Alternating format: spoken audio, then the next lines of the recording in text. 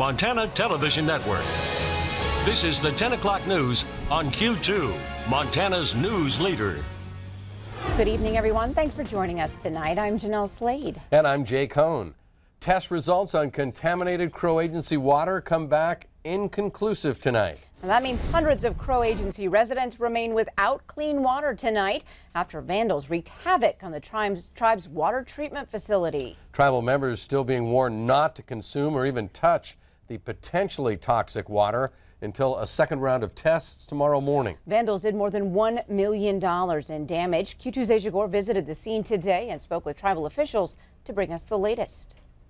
This facility is the result of the Crow Tribe's Water Settlement Act of 2010, which dedicated government funds to make clean, drinkable water available throughout the reservation. There's two water plants, a BIA water plant and the tribal water plant. And it's the tribal water plant that was vandalized. On Wednesday, vandals broke in and literally took aim at the very equipment and technology responsible for treating the tribe's water. Probably the most disturbing thing was the gunshot holes in my desk, our computers, screens. I understand that they wanted to actually burn the plant down, but because of its concrete structure, that proved difficult for them.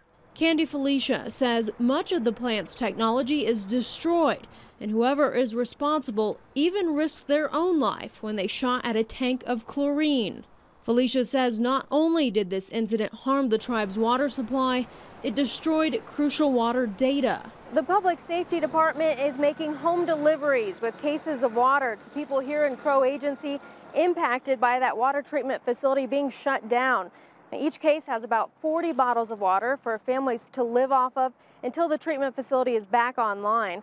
Now that water is being purchased but also donated by organizations like the Billings Fire Department. In the midst of the tribe's growing financial trouble, Felicia says this is just one more fire to put out, but she's confident the tribe can overcome. The individuals that sabotaged this plant, yes, they made our job hard and they set us back a lot of money, but it's nothing that can't be replaced. Now the job at hand is finding emergency funding to replace everything that's lost. In Crow Agency, I'm Asia Gore, MTN News. Again, water test results came back inconclusive tonight. The tribe expects more results in the morning. Now, we were told last night that a suspect was detained, but tonight it is unclear if that person is still in custody. It looks like Governor Steve Bullock and state lawmakers are headed toward a special session to help fill the state's $227 million budget hole. But Republican lawmakers are saying the governor must first decide some substantial spending cuts on his own. MTN's Mike Dennison has the latest tonight on the state's budget woes. Governor Bullock has the power to cut state spending up to 10% to balance the state budget battered by firefighting costs and revenue shortages. But he and others have been saying those cuts go too deep. On Thursday, a key legislative budget panel essentially agreed. I don't think that the majority of folks anywhere in this committee or across the state believe that this little 10% cut, this full 10% cut as presented, is realistic. Obviously, it'll be some subset of this cut that the executive will arrive upon, potentially half, potentially somewhere in that area. And then we're going to have to look at other areas. The Bipartisan Legislative Finance Committee recommended that when Bullock decides on spending cuts, he should choose those with the least impact on Montana's most vulnerable citizens and on local property taxes. But the panel didn't identify a number Bullock should aim for or endorse any other specific proposal to close the budget gap.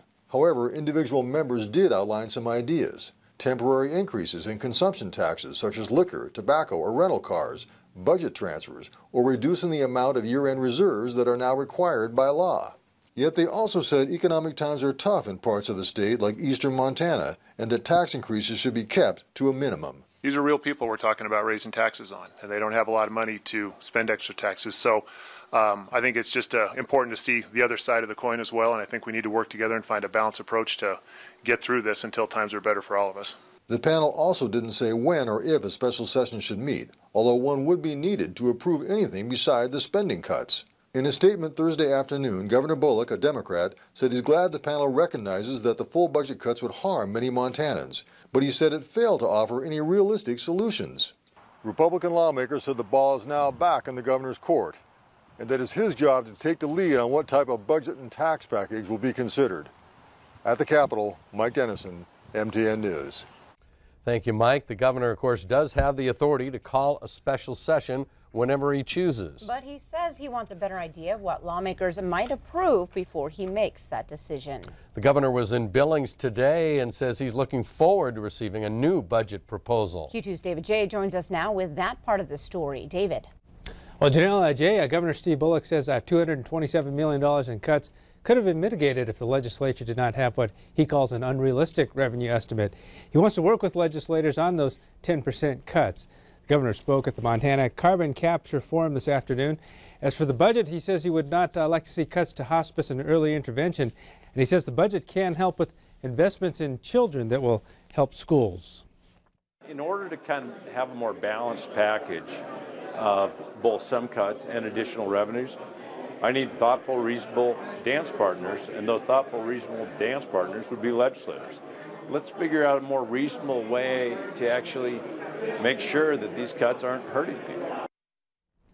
And the governor says it will take a couple weeks for him to look at the cuts and work with the legislators and come up with the final budget. Jay, Jeanelle? All right, thanks, David. Investigators are learning more about Stephen Paddock's planning in the months before Sunday night's massacre in Las Vegas. There's information tonight that the gunman scoped out other possible venues for his crimes. CBS's Danielle Nottingham reports. Investigators reconstructing Stephen Paddock's movements say the Las Vegas gunman looked at bigger music festivals like Lollapalooza before setting his sights on a country music concert outside Mandalay Bay Sunday night. Officials say in August, Paddock booked a room at the Blackstone Hotel overlooking Lollapalooza in Chicago, but never checked in. He booked another room last month for the Life is Beautiful show near the Vegas Strip, and he may also have researched locations near Boston's Fenway Park. Police are looking for anyone who came in contact with Paddock before the shooting, including a woman reportedly seen with him at the Mandalay Bay Casino. Paddock's girlfriend, Mary Lou Danley, spoke with the FBI Wednesday. A law enforcement official tells CBS News Danley was concerned about Paddock's mental stability. He doesn't fit any of the profiles. Until they can actually completely complete this investigation, we're not going to know what was on his mind. And we may never know, actually. Since October of last year, Paddock stockpiled 33 weapons from different gun stores in several states, avoiding any red flags. His car also contained ammunition, fertilizer, and the powerful explosive tannerite. A moment of silence was observed at the Patriots-Buccaneers game in Tampa Thursday night in memory of Paddock's victims. Danielle Nottingham, CBS News, Las Vegas. And CBS News has confirmed reports that Paddock bought Danley a car back in August at a dealership just blocks away from the Atlantis casino. And we're told that Paddock paid for that car in full with a check. Returning now to Bob McGuire. Bob, from a couple feet of snow here in Montana to possibly another tropical storm. Oh, it's been a busy time in the Gulf of Mexico. First, we've had Harvey, remember that one? Yes. Yep. Then we had Irma, and now we're going to be talking about Nate for a few days. Take a look at this. This is Tropical Storm Nate. It's still down there in the Caribbean. It's just off the coast of Nicaragua, and it's going to probably make its way towards Belize. And you see there the Yucatan Peninsula. So watch what happens. Here's what the path is supposed to be. You'll see there it is right there. Right now, it's a tropical storm. It's 40-mile-per-hour winds sustained at this point in time. It will continue to make its way into the Gulf of Mexico. And look at this. It turns into a Category 1 hurricane just about the time it's getting ready to go over New Orleans. And it is going to go smack right dab over New Orleans. Then after that, it makes its way into like a tropical storm and then a low-pressure cell by the time it makes its way to New York City. Our forecast, it's showing some dry conditions for the weekend. We'll chat about that in a few more minutes. All right. Thanks, Bob. Still ahead on tonight's 10 o'clock news. Through the heartache, stories of reunions between heroes and survivors now starting to emerge in Vegas. Tonight, another emotional meeting. Plus, later, this NFL player is working a second job, but says he has a good reason. And in sports, Scott has a pair of championship rematches to tell us about. One in soccer, one in volleyball. You're watching MTN News with Jay Cohn and Jeanelle Slade. Storm Tracker weather with Bob McGuire. And sports with Scott Green.